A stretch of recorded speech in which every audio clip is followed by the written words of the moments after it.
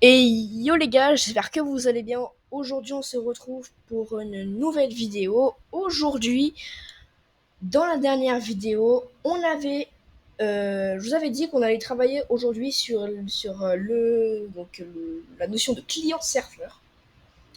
Donc, qu'est-ce que c'est qu'un client et qu'est-ce que c'est qu'un serveur? Un client, c'est quelqu'un de banal, qui va envoyer une demande à un serveur. En fait, un serveur, c'est un ordinateur qui va répondre en donnant des informations s'il les a. Donc aujourd'hui, ce qu'on va faire, c'est qu'on va configurer l'un de nos serveurs, l'un de nos 3 serveurs. Donc tout ça se passera en mode simulation. Et en fait, le service qu'on va utiliser aujourd'hui, c'est simplement le service serveur générique ou éco-serveur si vous êtes en anglais. Donc vous installez sur un de vos serveurs. Donc moi ça sera sur S1. Ici on aura sur le port dans lequel il sera connecté. Donc je vais mettre démarrer. Ici aujourd'hui on va apprendre une nouvelle commande qui va s'appeler netstat. Donc en fait quand vous aurez donc votre commande ici, donc quand ça sera démarré, il sera sur le port 55555. Je vais faire un netstat. Et en fait, on voit bien ici qu'il est écrit protocole TCP. Donc, pour le protocole, vous n'avez pas besoin de vous en occuper. L'adresse locale, c'est l'adresse en fait du port ici, dans lequel il est utilisé. Ici, l'adresse distante, bon, on n'a pas vu que c'est nous. Et ici, l'état écoute. Il est en train d'écouter les communications.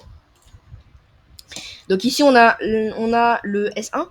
Et maintenant, je vais pouvoir aller sur ma machine 2, donc ma machine M2, et je vais installer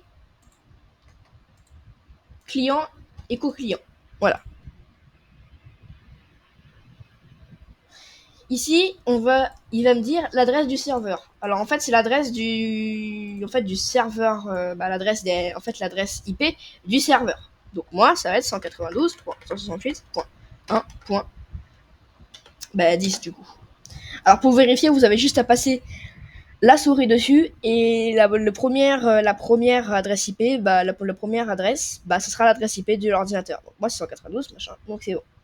Je vais vérifier que le port du serveur est bien en 55555 et je vais faire connecter. Vous voyez bien qu'ici on a des échanges qui se sont établis et là on voit bien ici connexion établie.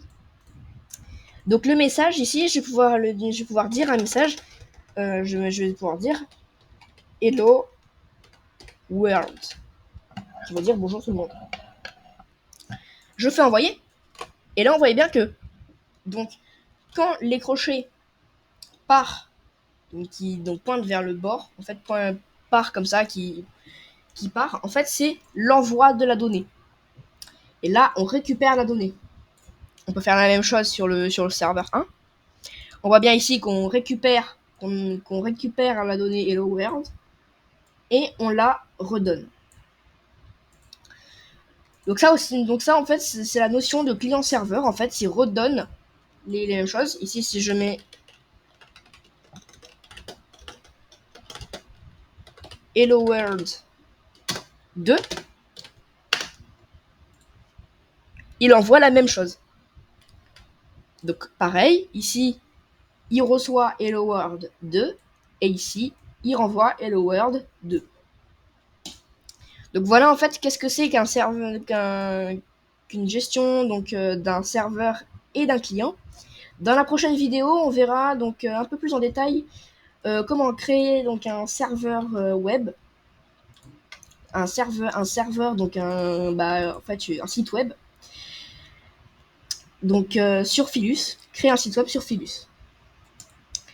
Donc j'espère que cette vidéo en tout cas vous aura plu. Si c'est le cas, n'hésitez pas à liker, à partager, à vous abonner. C'était Gourou Tech. Tchuss.